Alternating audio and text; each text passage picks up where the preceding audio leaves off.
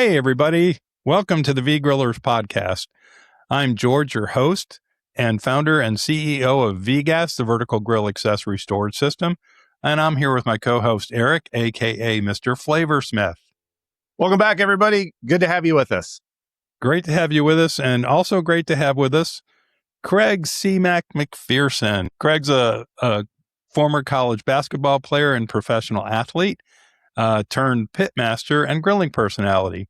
Cmac's stories always revolved around the same thing, bringing people together, and these days, there's usually a hot grill and some great food in the middle of it. Craig is, and this is really cool, he's a Big Green Egg team member. He's also got a pretty significant Instagram following, 25,000 people, and he's developing his presence on TikTok and YouTube. Craig, welcome to the show, man. George, Eric, pleasure to be here on this hot, steamy Sunday. Yeah, that's true. It's hot everywhere, man. It's hot up there. So it's hot up in the Northeast, it's hot out in the West, and it's hot in the Southeast. Just gruesome. Yeah. We're burning down.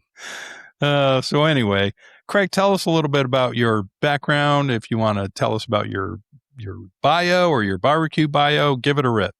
Yeah. So let's see. Kind of all started back, born and raised in California in the Silicon Valley before it was a Silicon Valley. You touched on my basketball experience. Yes, I did play in college, played overseas for a while. But when I played in college, that was kind of where the whole grilling thing started. Myself and a couple of my teammates, my old roommates, we had a little Weber, and we just loved to go out there and cook. We cooked for the team, and anytime that we could, throw some tri-tips on the grill or some sausages. And so I've always loved grilling, since probably college. And about 9 years ago, we packed up the family truckster, and my wife is from New England, and so we moved cross country, and now I live in a little town called Amesbury. We're the most northern city in Massachusetts. Where I throw a tennis ball 50 feet down the road, and you're in New Hampshire. So we're bordered by a bunch of farms. Never thought I'd be living on the East Coast or a little sleepy New England town, but I just love it out here. And I think I watched some previous videos, and myself and Captain Ron and Paul and everybody have talked. We have a kind of a similar story how we got into this whole crazy social media influencer ambassador stuff. It seems like most of us, we enjoyed to cook, but it all kind of happened around the pandemic, where we were all kind of stuck at home. And I always kind of liked social media, so I started posting some things, and I ordered since we were stuck in basically our homes, for who knows how long. I decided I was going to splurge on a couple of things that I could enjoy just here at home. And one was a hot tub that would help ail all my old, injuries and everything. The other was a grill called an Artiflame grill. Not sure if you guys are familiar, but it's a big, basically a round plancha, and it's designed to be kind of a piece of artwork out in your backyard, Right. and a great cooker. So ordered that, and I just kind of said, you know what, all these guys are doing these unboxing. Let me just, I'll do that. It seemed like the thing to do at the time, right? And so I did a little unboxing video and started cooking on and posting things. And the owners of the company, a husband and wife that now live in Arizona, they reached out to me and said, "Hey, we really like, what you're doing." They hadn't yet got into the whole ambassador influencer world, but they said, "Hey, if we send you some accessories, would you, do some little videos like you're doing?" I didn't have the heart to tell them at the time that I had a long list of accessories that I was going to buy. I was ready to pull the trigger and buy anyway. But I'm like, wait, they're going to send me some stuff just because I'm doing something kind of fun that I would do anyway. And they did, and that was kind of my start of this whole journey that has led to relationships with multiple grill and barbecue season companies. But more importantly, a lot of relationships with, people are all around the country and sometimes in different parts of the world.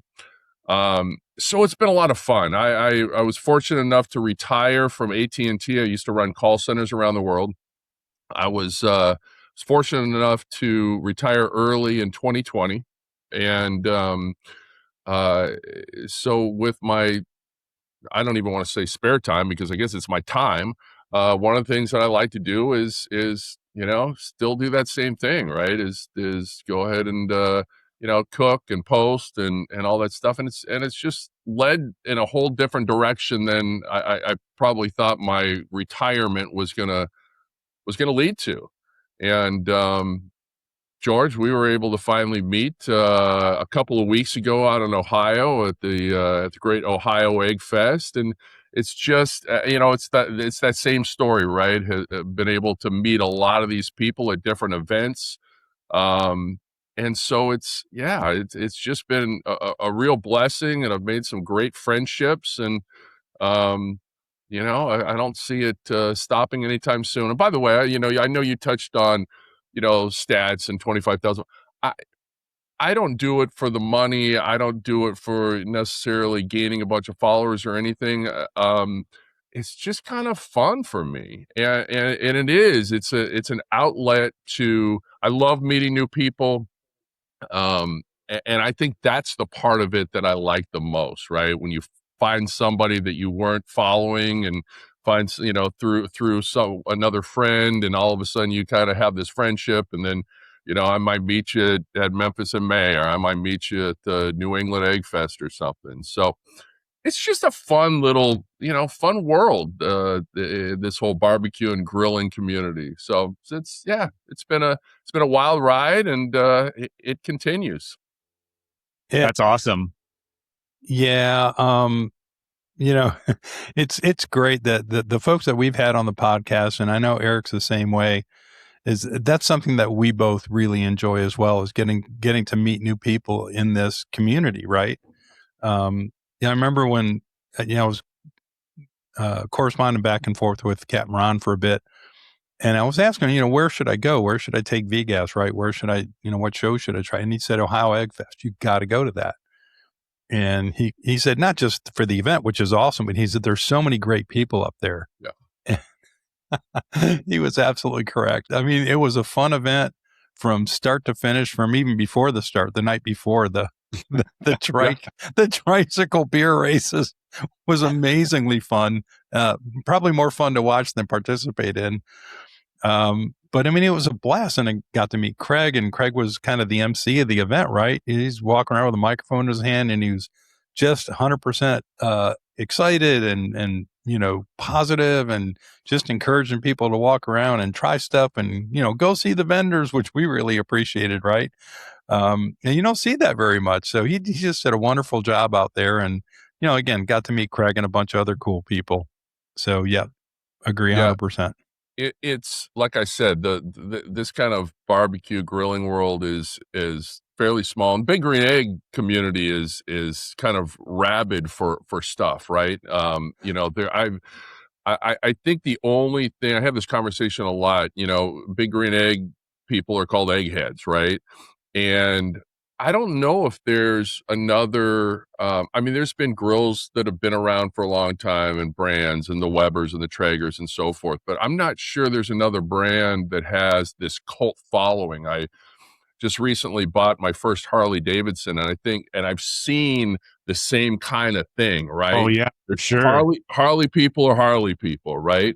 Yeah. Big Green Egg people are very passionate about their eggs. I mean, listen, Ron has got, I've lost track on how many eggs Ron has, but he's not the only one. There's a lot of people out there that you may never see on Instagram or TikTok that have 6 or 7 eggs. It's crazy, but it's a fun world. And like you said, Ohio is cool. I think that's my 5th year. I want to say 4th or 5th year of doing it. I've cooked, I've emceed most of the years I've emceed. But I feel like every time I go back out to Columbus now, I've got this Columbus family, right? And not only just the specialty gas crew that put on that event, that do an amazing job raising money for childhood cancer, but a lot of the teams have been there year after year after year. So you get to know these people, and it's just a lot of fun. And of course, I get to go out or I have to go out and hang out with Captain Ron, which is, sometimes painful, but, yeah, it's just these weird little areas that now you have kind of family in, right? Barbecue family. And it's just a blast. So I'm glad you guys were able to experience it. It is a good one for those of you that, ever want to go to an egg fest. The Ohio Egg, there's some really good New England Egg Fest, but the Ohio Eggfest is a really, really top-notch event, whether or not you even have big green eggs. So from the outside looking in and seeing all the posts and everything, it looked like an absolute blast, that whole thing. I mean, like you said, the tricycle races and everything, that looks like an awesome time. Yeah, that's really cool. And then to spin off of what you were saying, the uniqueness of the whole Egghead movement and everything. Yeah, you're right. There's just really not a lot out there.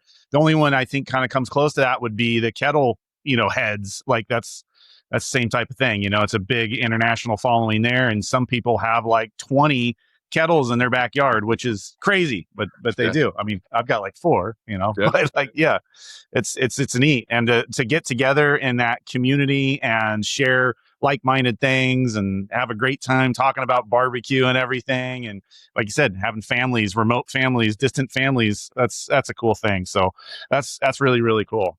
And you're the tall guy, right? That's in all the pictures and everything I saw. I am definitely the tall guy. Yes, I am 6'10". And thank you. The weather is fine up here.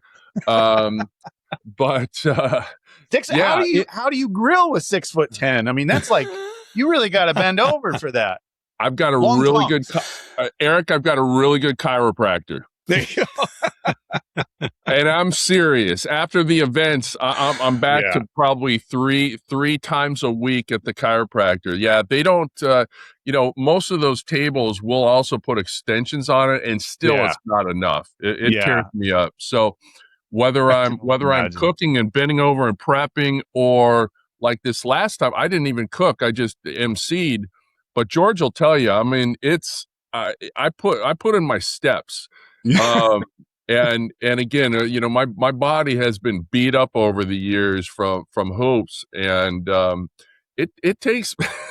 I just turned 60. These days, it takes a good week or two to recover from those events. So yeah, I believe it. But it's so much fun. When it's going on again. It's just it is. George, you talked at the intro, right? It's all about bringing people together. There's really nothing else that's better than cooking a meal for somebody, right? You're showing them love. And to do it for a group. It's just, people are appreciative, and they're, when we're talking about cooking on eggs or whatever we're talking about cooking on, people are always amazed by kind of the different things that we can cook on and grill, right? It's, for some people it's hot dogs and hamburgers, and there's nothing wrong with that. Yeah.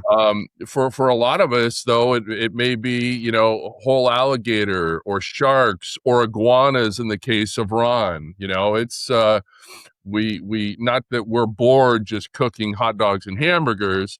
I love a good dog, a good glizzy, as the kids say, but there is something fun about somebody coming up to your booth and you opening up your big green egg to show them an alligator with a chicken in its mouth, right? It's a blast. But there's a lot of good stories. I think that I always see that post every once in a while that what is it? A great story never happened around a salad or something like that, right? It's so throwing some meat on the grill, that always brings people together. Yeah, there's there's no other. Well, Weber. I mean, the kettle heads for sure. But there's just something about the green egg call. I always call it, 'cause, I'm here in Atlanta, and so's, Big Green Egg headquarters. I call it the mothership. Yeah. Oh yeah. We all do. Yeah. Oh, you do? Oh yeah. Yeah. It's some people call it HQ, but yeah, most of us call it the mothership. Yeah. Well, so back to that event real quick for Yeah. the people that are watching and listening. How many people, let's just say spectators, attend, and then like how many? Is there teams there set up with booths? So like, what's the layout like? Yeah, Eric. So it's held at this place called the Fortress Obetz. And Obetz, actually, I learned this year because the mayor was there. I didn't actually realize that was the little town right there. I thought it was just the name of the venue, but it's I guess the minor league soccer team either practices or plays there, and we're actually on the backside underneath the stands, and it sounds like it's small when I say that, but it's a huge stadium, and so this area that we're underneath, it gives us shade, which, as you can imagine, imagine at this time of year in Columbus, Ohio, it's been pretty. This year was beautiful weather. We were blessed this year, but there's been some. I think last year it was scorching hot and humid. So they usually get between. I think this year there were 28 teams. There's usually between 28 and 31, 32-ish. And I don't know what the final count was, but there's somewhere, I want to say probably upwards of 5,000 people that come through. Oh, very cool. And this is just one of a series of events that Rob and his team there at Specialty Gas do. This is obviously the biggest one, but all the proceeds from that and the other events that they do throughout the year all go to supporting there's a local hospital there, the James Hospital, the James Cancer Hospital, and it all goes to helping with childhood cancer. And so they do an amazing job. And of course that, people really like that part of it too, as they bring it. But there's live music, as George said, there's tons of different vendors. There's a group that comes out with dogs that do like the Frisbee and all that kind of stuff. So there's a ton of stuff going on even besides the cooking, but obviously the cooking is the big part of it. And so it's a competition between each one of these teams in different categories, right? Actually, unlike kind of KCBS comps and stuff, there's really just kind of one category. So it's people's choice, right? So everybody that comes in, they'll get a little coin to put in the box of their favorite. But Specialty Gas, they also kind of do different awards for they do the people's choice. And then they actually have judges that will blind taste all the meals. They do have, we did for the very first year. I'm so glad we talked about doing it last year, but we kicked it in this year. We did a kids steak cook-off, which is always a blast. Fun. So there was a winner for that. There was an award for the team that came from the furthest away. There were a couple other little kind of ancillary awards, but yeah, it's a blast. So everybody gets to kind of take part. And then so from the spectator, that maybe around a few thousand people, the experience is they get to go and they get to go view each team as they're doing these things, see the exhibitors, talk to the exhibitors that are there. And are they able to like taste any of this stuff, or is that just left for the judges? Nope, they're able to taste. It's basically all you can eat. Now that being said, there are lines. Some booths get bigger lines than the others, but yeah, they're not only able to taste everything, but then they're able to vote for for their favorite, for people's choice. Wow. We also do demos. We have a stage set up on one of the end this year? Ron did 2 of the demos. Yeah, so there's a ton of stuff. So they can learn. They can learn how to cook, how to use an egg. They obviously can nobody leaves there hungry. Let me put it that way.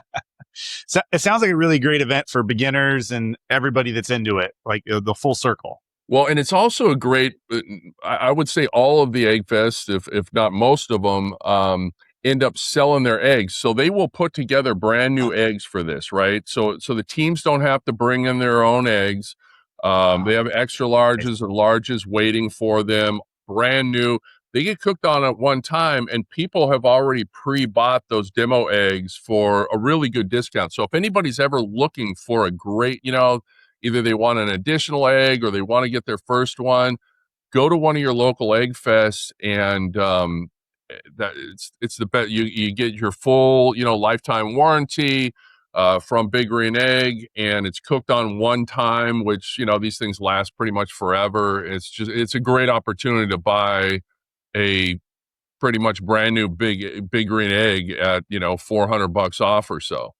Wow, that's such a great opportunity. Wow.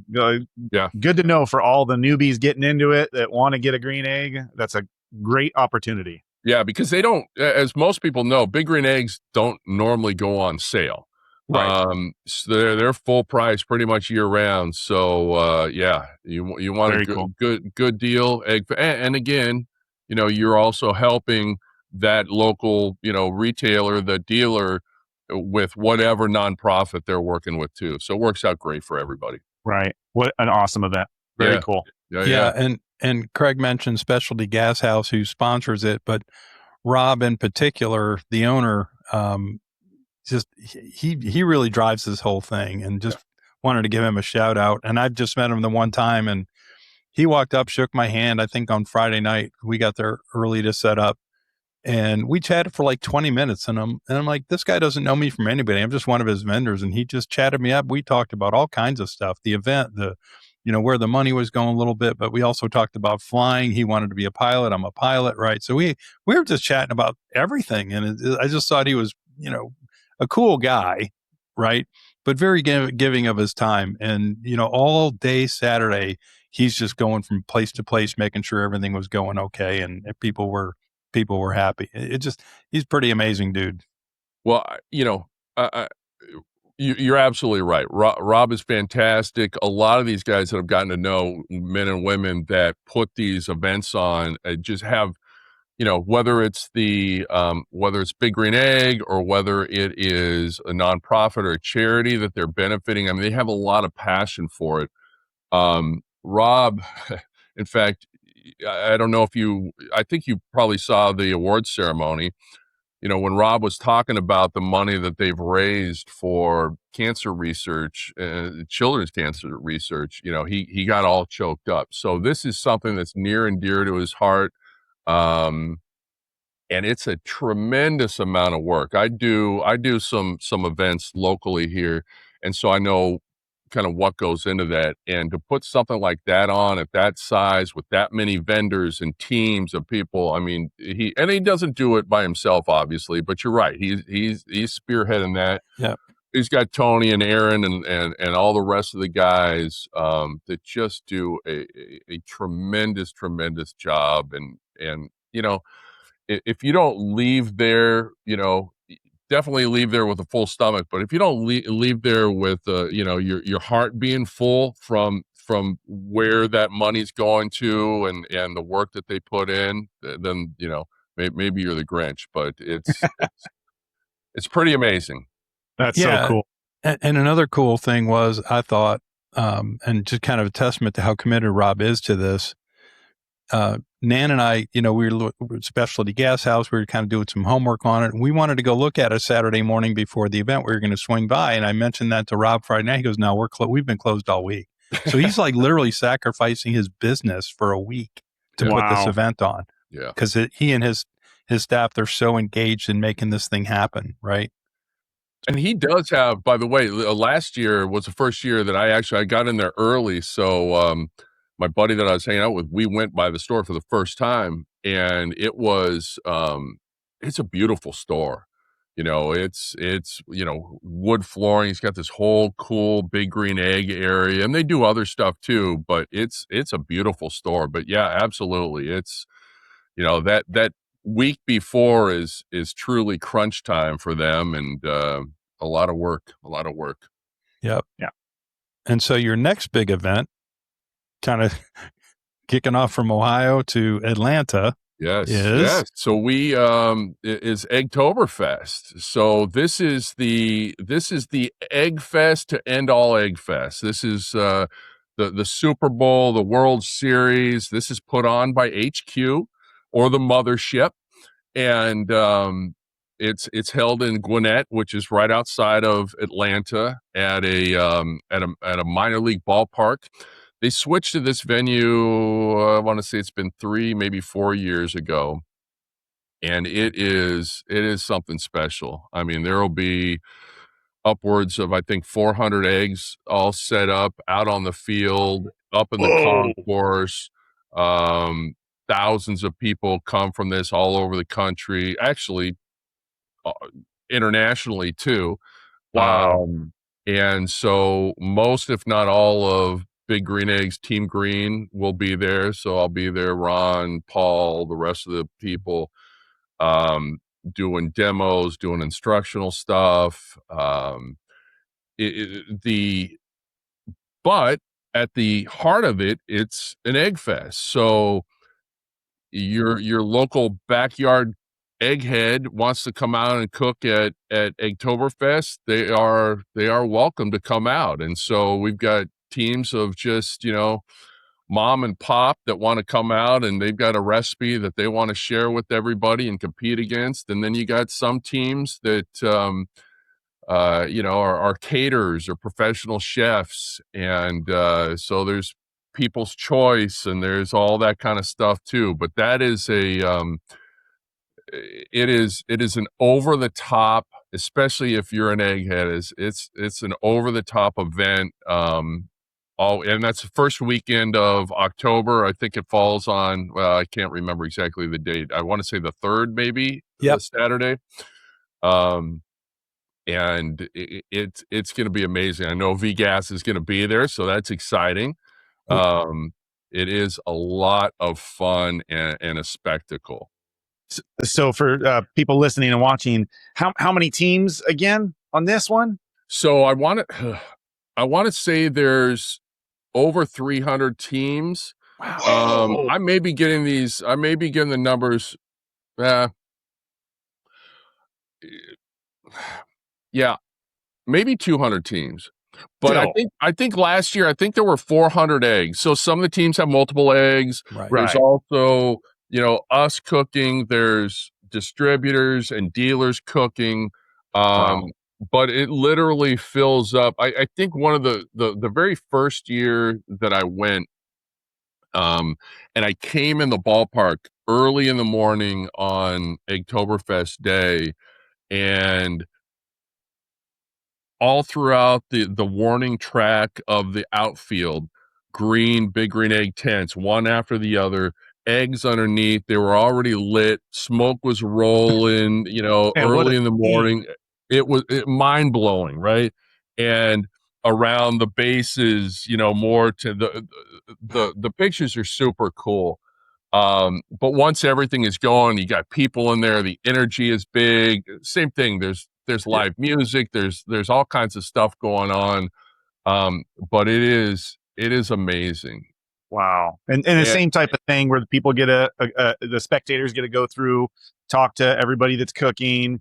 Now, are they able to taste anything there? Or is this a different thing? Absolutely. See, that's a great thing about these is, you go to Memphis in May and some of these big comps, right? A lot of people go to those, by the way, thinking that, oh my God, I'm going to go and have some of Myron Mixon's brisket, or I'm going to have some of Tuffy's Stone pulled pork. And they get there and they find out, no, that's not the way it works, right? You can go over to the vending area that are selling, corn dogs and waffle cones or whatever. Eggfests are totally different. You pay the ticket, you get in, and you can test out everybody's, concoction. And I think that really contributes to the reason why you're building from the very beginning. Somebody just getting into it, they get to eat something that's like amazing from that, and then they're hooked, and that's really cool. That's Yeah. awesome. Oh, I yeah, would yeah. go to that just for that reason right there. Fill up on some delicious barbecue. Absolutely. And there is really amazing stuff. I mean, people go, whole next level with, what they're cooking. So it's a lot of fun. I That's neat. expect you, Eric, to be there too. I will try my best to get out there. So I can help you with the expenses. You're welcome to stay with me if you want to come out. There we All go. right. And you can All work right. the booth with me if you want to. All right. I will have to talk to the missus about that. And it sounds pretty enticing. I mean, some barbecue from like all around the world. Yeah. Oh, Yeah. I'm hooked. It's a lot of fun. I'm super excited. Yeah, it's a good time. But and especially for us that are on the team, right? We get maybe now like Ron and I, Paul and I, we get to see each other at events throughout the year, but a lot of us, there's about a dozen of us on Big Green Eggs team. A lot of us get to see each other, once a year. So that's always fun, kind of getting back together with the team. Big Green Egg usually kind of flips a little bit on what they want us to do. It sounds like this year we're going to be doing some instructional stuff and some demos.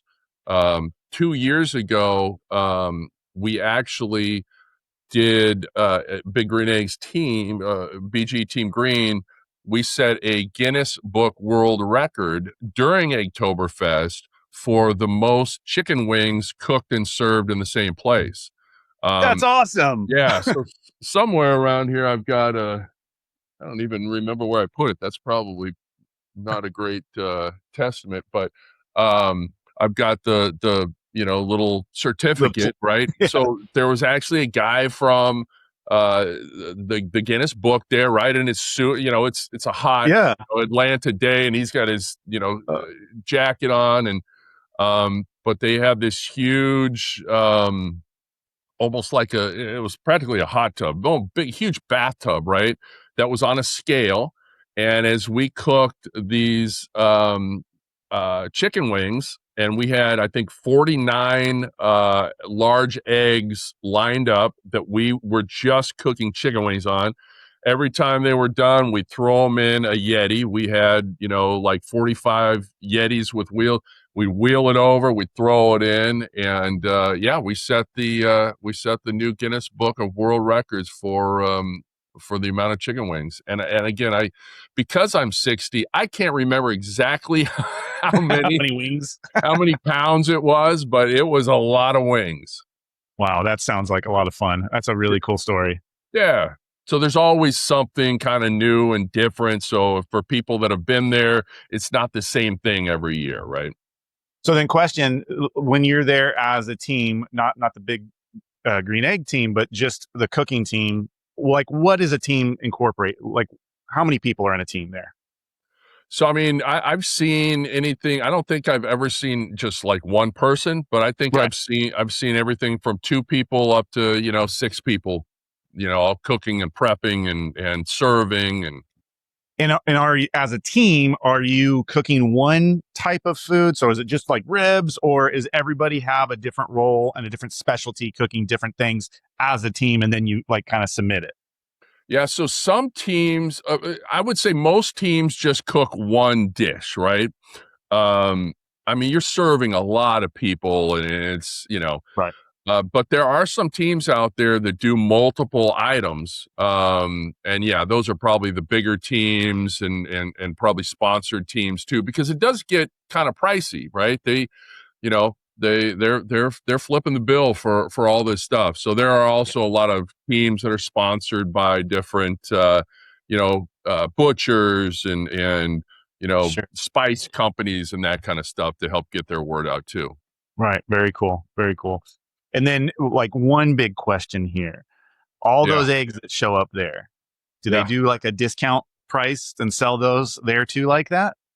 Yep, same thing. So people are able to, pre-buy those demo eggs, or buy them, if they still have some left, to buy them there, and whatever else goes back to HQ, and they'll eventually sell them as demo eggs, or they use them there. But yeah, absolutely. So there's that purchasing hack, everybody. That's what you got to look out for if you're getting into the whole big green egg scene. Yeah. Oh no, absolutely. And Big Green Egg also has supported, I think, for at least the last couple of years, the Atlanta Food Bank. So again, another Very cool. another event where the money that you spend is going to a great cause. Very cool. So speaking of great causes, Craig, you do some of your own events, right? Yeah. And you work with some of your own nonprofits and fundraising. Talk about that a little bit. Yeah. So moving again from Silicon Valley, where it's big and bustling, and you feel like a little ant, in the midst of all the other ants, uh, to a small 16,000 person town in New England. I found out that was quickly able to meet people that were doing great things in the community, that had started their own nonprofits and so forth. So I love the hosting, the bringing people together. A lot of it's food related. We are actually a little less than 2 weeks away from my 21st annual Cmac's Riverfest barbecue cook-off that we have actually in our backyard. We started this back in what would that be? 2014? No, sorry, 2004 with a couple of my buddies from college that we used to love to grill and smoke, and we started doing it in the backyard, and we started like competing against each other. And then the next year we'd bring in a few more people, and it kind of tapped out in my California house at about 100 people. But we had 10 teams or 10 people cooking and having a blast. And when I moved out here, the big question was, well, are you going to keep Riverfest going? And I'm like, hell yeah. When I get to, to know enough people that I can get enough teams. Well, it didn't take long. And we started Riverfest out here, kind of New England style. And we happen to have a pretty large backyard. And so we get between usually, and, weather dependent, of course, between 200 and 300 of our closest friends come out. We get between 8 and 12 teams cooking in the backyard, and that's coming up in 2 weeks. And so what's the date? So it is August 22nd this year. I've used my connections now with Big Green Egg and so forth. They've helped me and sponsor, put together little swag bags for the teams. They've donated eggs in the past that we have actually pre-sold, kind of like Eggfests. We pre-sold those eggs, and all that money went to charity. And this year, the charity that we're working with for Riverfest is Greenstone Gives, and I happen to be on the board. We function as a local nonprofit that helps families that are going through some kind of a crisis. We've helped families from the house fires to, the parents lose their jobs. One of the first things that we found out was, when families going through crises like that, usually financial crisis, one of the first things to go are the extracurricular things for the kids, right? Which can be pretty expensive, dancing and sports and equestrian. Well, we try to fill that gap to kind of keep some normality for the kids as they're going through, whatever they're going through. And one of my neighbors actually right down the street came up with this idea and started Greenstone Gives LLC a few years ago. And she reached out to me because of my social media stuff and said, would you help me with this? Would you be part of the board? And I'm like, of course. And so it's been a lot of fun to see that kind of grow. But they're part of this year's Riverfest, so we don't charge anybody to come. It's not a ticketed event. It's a lot of fun. It's taken on a life of its own. It's gotten way bigger than anybody ever thought it would, especially my wife. Um, but it's a lot of fun. And again, anytime we can do something to have the community give back to, Greenstone or some of the other ones we've worked with is great. You guys might have heard of a holiday event that's held in a lot of big cities around the country called SantaCon, which is kind of a drunken bar crawl with everybody dressed as their favorite, Santa or, yes, the Grinch or whatever. And it's, listen, if you Google SantaCon, the first hits will come up of drunken Santas fighting in the streets of New York. So I had to be a little careful with this one because I really didn't want to have my good name besmirched in the town of Amesbury. But we started this I want to say 5 or 6 years ago. Actually it must have been 2019. It was right before the pandemic. And it's just another one that has grown exponentially over the years, but we work with a local nonprofit called Cadence Crusaders, who kind of like Specialty Gas. They do a lot of nonprofit work to support childhood cancer.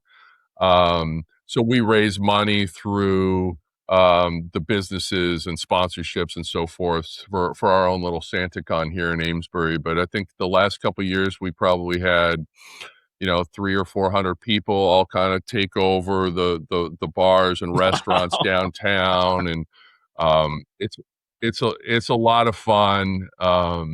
It's a lot of fun, and we have had none of the fights or anything. Knock on wood. We've kept it a nice fun event. But a lot of that kind of stuff, I love doing it. It's a lot of fun. Plus it gives me again an opportunity to bring in and support nonprofits and frankly support our Amesbury businesses, which, depending on the time of year, depending on what kind of business, anything that brings more people out, and puts butts in seats, they're very thankful for. So, those events have kind of gone a long ways to support all that those sounds businesses. awesome. Very cool. You're involved in a lot. That's great. All right. Couple questions for you. Yes, sir. You played some pro ball. Yes. Where were you? So I played college ball. I stayed on the West Coast, played college ball at Santa Clara University. After graduating, I went and played in Istanbul, Turkey. Was the first place I played. And then I ended up playing in Brazil. And had an absolute blast. But when I started kind of breaking bones, I said, maybe that's a sign that I need to kind of, hang up the professional game and get a real job and figure out what I'm going to do in life. And little did I know, I retired still trying to figure out what I wanted to be, when I grew up. And Right. but it was a lot of fun. There's nothing like getting paid to play a sport that you love and at the same time be able to, do it in another country, to see different cultures and do that traveling as a young person. So it was a lot of fun. But I'll tell you, George, I am reminded every morning that I wake up that, my body went through about 30 years of beating the you-know-what out of it on the basketball court. It's no joke. So I got a question for you. So you were in Brazil and you like to grill, and Brazil's kind of, at least here in the States, they have the Brazilian steakhouses, right? Yes. You must have had a field day down there with that. So love the Brazilian food. We, yes. So after games, we would go to those Brazilian steakhouses. So they work the same way in Brazil, right? They've got the little, red and green coaster that you flip over. Yeah. But yeah, chicken hearts. And actually, frankly, the first time I knew about picanha back in my early 20s from living in Brazil. way before it became, a thing here especially in the barbecue and grilling community, right? Picanha is obviously huge in Brazil, but yeah, the food there, the feijoada, their national dish, the food there was great, and yeah, very very meat heavy. So it was, yeah, I enjoyed it. But they would see us coming. They would, we'd go to the Brazilian steakhouse where it's basically all you can eat, right? And we come rolling in there after a game, and they're like, "Oh man, we're gonna get hit hard." Yeah, I'm obviously a big fan of that. I love it. It's awesome. Concept. Oh yeah, no doubt. Every time I go to a Brazilian steakhouse, I keep the flipper.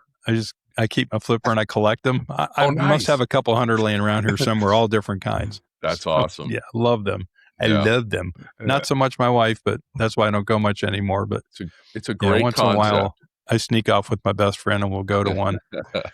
Yep. So you mentioned in college you started grilling. You and your buddies got a Weber. I'm assuming Weber charcoal, Weber gas. Sure. Yeah. Charcoal. Yeah. Oh yeah. So, but when did you get your own? What was Craig's first grill that you bought? Man, so, the first one, I would say it was probably a gas grill, like a charbroil or something like that. My first actual live fire, charcoal grill was absolutely a Weber. In fact, we still, listen, I think they're great. They're great grills. We still got one up at our New Hampshire lake house that I cook up there on. But it wasn't until, I want to say, I also lived in Arizona for almost 10 years, from my late 20s to late 30s. When I moved back to California, I started kind of getting into trying to smoke things, right? So I remember I went out and I bought, or may have even bought it on Amazon, but I bought one of those Brinkman, a lot of times you see the red ones. This one, I got a stainless steel one, right? And it was a tough smoker to cook on because, you got a little tiny firebox. And of course, I'm trying to do, briskets and all these big pieces of meat on this thing. And you got to kind of like, get some more charcoal in there about every 10 minutes, it seemed like. But it's kind of the gateway drug, right? You kind of get one of those and you say, wow, you know what? You get a little taste every once in a while, something will come out and it'll be good and it'll be smoky. And oh my God, I got a smoke ring on this. I bet I can do even better if I get a bigger one, if I get this. And so my grill and smoker collection started to grow on the side of our house. And then I also had, from doing the Riverfest, I'd have my buddies that would bring over some of their grill, and they would just leave them there for the year. They knew that they were going to come back, which I always thought was funny. I'm like, and I knew they had other ones, but I'm like, don't you want this one to cook for the rest of the year? But so we had all these different kind of grills, and I'm leading to how I got into the Big Green Egg.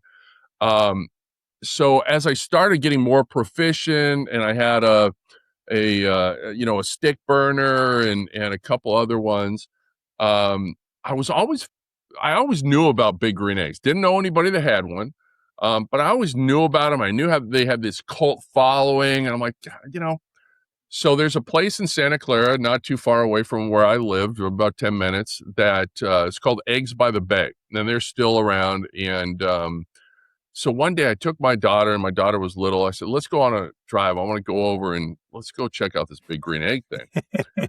So I went in there, and the owner happened to be there. His name's Smitty. And I said, all right, tell me, here's what I've got, right? I had a La Caja China, big pig roaster. I had all these different things. I said, here's what I have. Tell me why I need a Big Green Egg. And he goes, well, honestly, you kind of got everything that a Big Green Egg can do. But here's the difference. Big Green Egg can do all of what all of your grills are doing. If you get one, you'll probably end up, getting rid of, most of your other things. I'm like, nah, I think the fun thing for me is trying to cook, different things on these different devices. Well, I left there. I bought an extra large, and he came by about a week later to basically, put it together in my backyard and walk me through the first cook. Well, I had to go back a few months later and tell him he was absolutely right, because I wasn't cooking on any of my other cookers. And not only that, is at that time he was doing Eggfests, and every summer they would have one, a Big Green Egg, or Eggs by the Bay Eggfest. And it happened to be they were having one about 3 months after I bought my first Big Green Egg. And I'm like, this sounds awesome. I'm like, I told him about my little backyard, the Riverfest that I do. I said, yeah, I'm in. He goes, well, don't you think maybe you should come by and see it, be a guest, just check it out. I said, oh, hell no, I'm putting together a team. Let's go. Had no idea what I was getting into. They held it on a Sunday, so we decided we were going to do a brunch menu. And we went way over the top. We coursed this thing. We had smoked Bloody Marys and smoked mimosas to start off with. We were the only team there were 32 teams. We were the only team doing drinks. We did smoked salmon and caviar pizza. We did these little kind of quiche-like egg cups. We did a deconstructed chicken and waffles. And we got beat by a team that also did deconstructed chicken and waffles. But here was the difference, and I'm still bitter to this day, as my boys are. One of my guys, Brian Moody, was one of my, played basketball together, is one of my roommates, and a great cook in his own right. He decided that he cooks these great Belgian waffles. So he goes, I'm bringing out, I'll do the mix, but we're getting power, and I'm bringing out my thing. We're going to do actual Belgian waffles for our chicken and waffles. I said, fantastic, let's go. One of the teams that beat us actually did deconstructed chicken and waffles, but they did frozen waffles, Eggo waffles, that they just reheated on their egg. And I'll tell you, we are still better to this day that we did scratch waffles and we got beat by some Eggo waffles. But so that's how I got into the Big Green Egg. And that was, I don't know, I want to say about 5 years or so before we ended up moving out to New England. So the Big Green Egg made the move with us, and now I've got a few more to go with it. Well, I'd offer one. Yeah, it's a great story. I'd offer one correction. Yes, the smoker was not the gateway drug. The Weber, that Weber kettle, that's the gateway drug. Yeah. And by the way, the Kamado style grills are the addiction. That's where you're full blown addict. Oh yeah, no, you are absolutely right. Absolutely right. But listen, even back, I still think about those times, after games where, all the team would come over to our house and we'd fire up the grill and we'd throw on a couple of tri-tips or something. And it was just, those memories and those, sitting around talking smack and whatever else.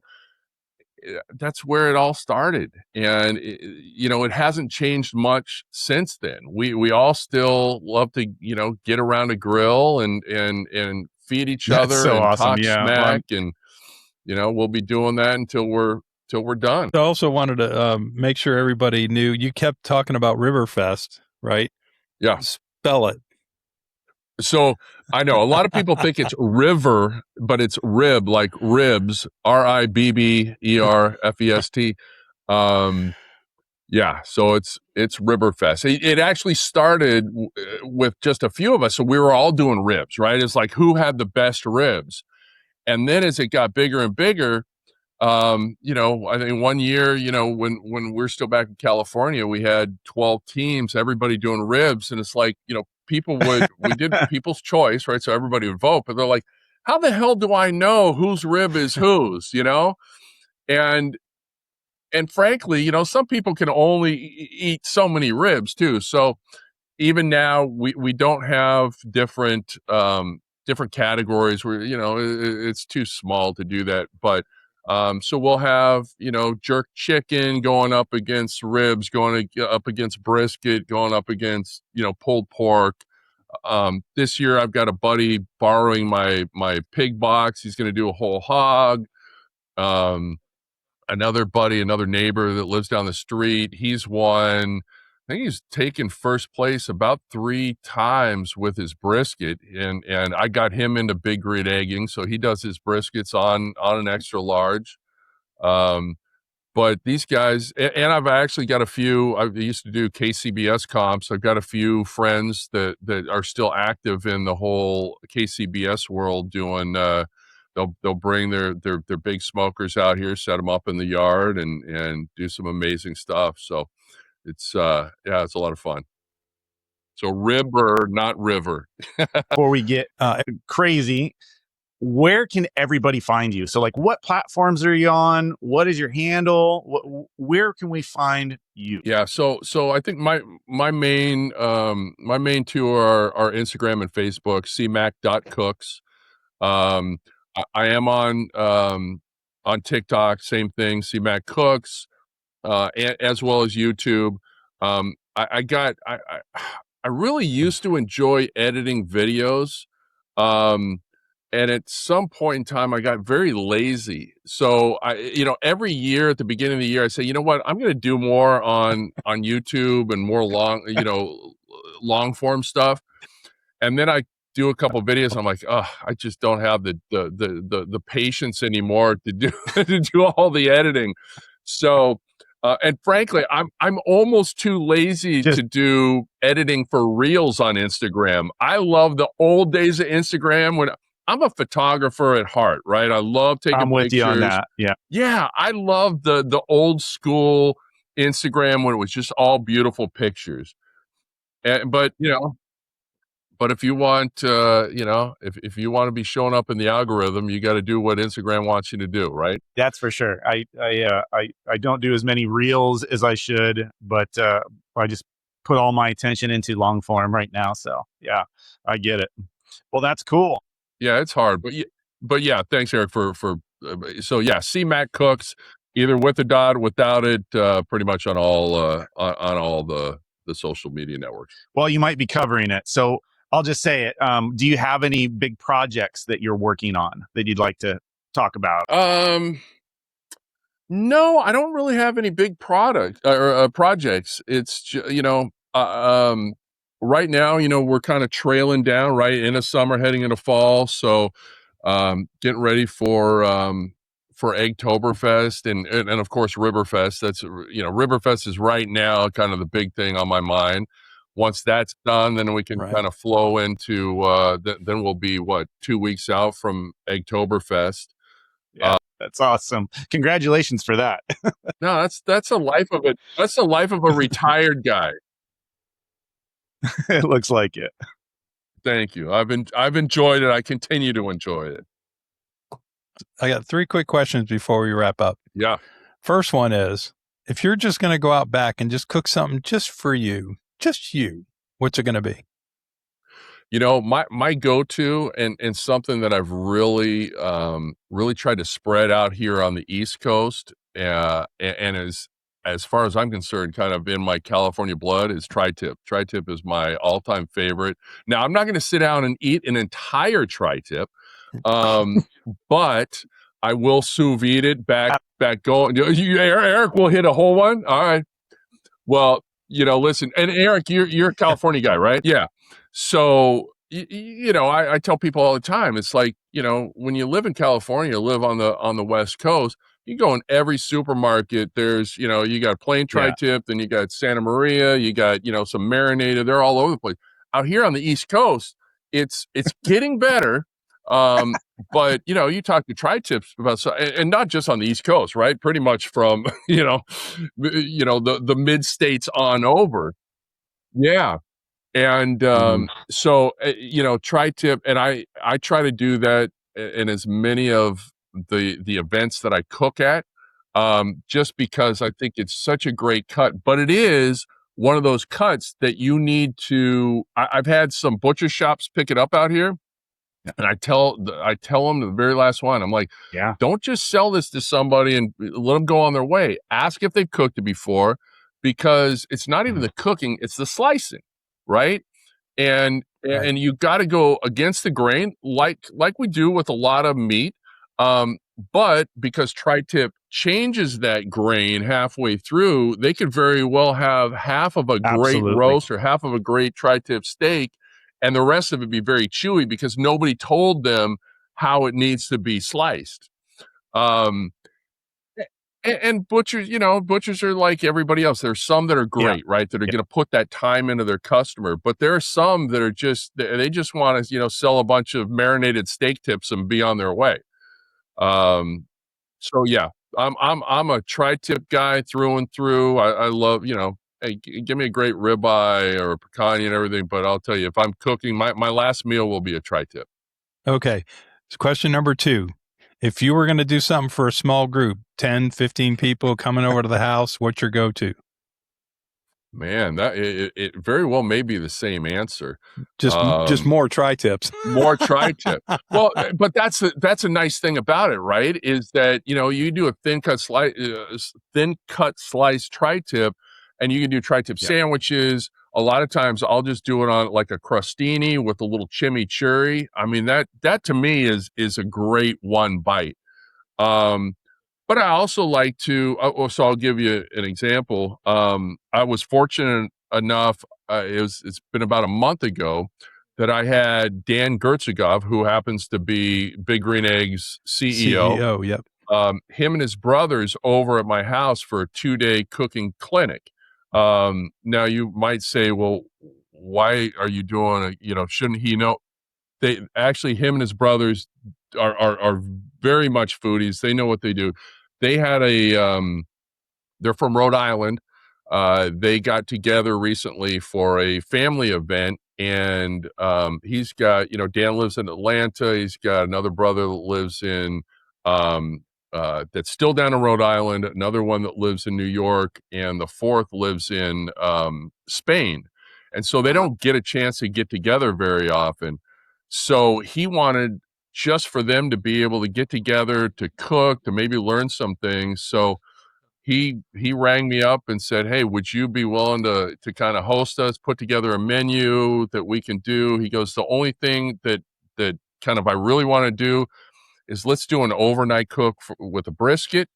The rest of it, you put a menu together. So the long answer is, we did a bunch of oysters. I love cooking oysters on the grill. I love oysters on the half shell to begin with, but we did oysters on the grill. So it's, it wasn't a huge group, but it was a, group big enough we had a few other people come over. And so we did a bunch of oysters. So stuff like that. I love those, little quick bites, right? Rather than, here's a big steak for everybody, let's do some oysters. Let's do, some veggies on the grill. We did some garlic scapes and some mushrooms and that kind of stuff. So I like, things that you can do, nice quick bites that'll, fill you up without having to just throw a big fat ribeye on everybody's plate. Got it. All right. Last question before we wrap up. And this Yes. might be the most important question I ask you. Eric, you know what I'm going to ask him? How are you with beef ribs? Do you cook I'm a great. really good one? You're great. Good to know. I'm just checking because it's almost you almost can't screw up a nice little plate rib. Well, I'm just putting together my hit list of people when I visit them. They need to cook me a beef rib. Okay. Just so you know. So that's your favorite, George? Well, that's one of my favorites. Probably my favorite. That's going to be when I go tour the country and visit people. Okay. That's what I'm going to be looking for. So okay, you're on my list, baby. Well, I'll tell you, I've got what I support and work with a lot of butchers around the area, and there's one that we have in Lowell, Massachusetts. I'll give them a shout out. Alpine Butcher. They only do prime and up, so they do a ton of Wagyu, everything from American, Australian to Japanese A5. By the way, follow them on Instagram, TikTok, and everything. Tom, the owner, they've got a great channel. If you want some great mouth-watering, content. But when I want to cook a three, so when you come and visit out here, I'll get some short ribs from Tom over at Alpine Butcher, and they will melt in your mouth. I will promise you that. Rested with Wagyu tallow, yeah. You're on, big boy. You are on. You are on. Don't threaten me with a good time. Oh my goodness, guys, we're out of time. It's been a pleasure. I'm glad that one more shout out I'd like to make. I'd like to shout out my friends at Google Chrome. There's our little inside joke. That's priceless. That's priceless. Absolutely. We might have still been doing this at about 11 o'clock tonight if it wasn't for Chrome, right? Well, Eric, as always, I appreciate you being such an awesome co-host. Craig, thanks for being a terrific guest. I'm glad we got a chance to get you on earlier than I'd hoped, too. Worked out great. There you go. Well, I'm looking forward to seeing you, George, in October at Eggtoberfest. And, we need a little Flavorsmith out there, too. Yeah. So, ask the wife, tell her this is a work trip. We might have to have VGas fund a little bit of that. We'll see. Right? There you go. All right, everybody.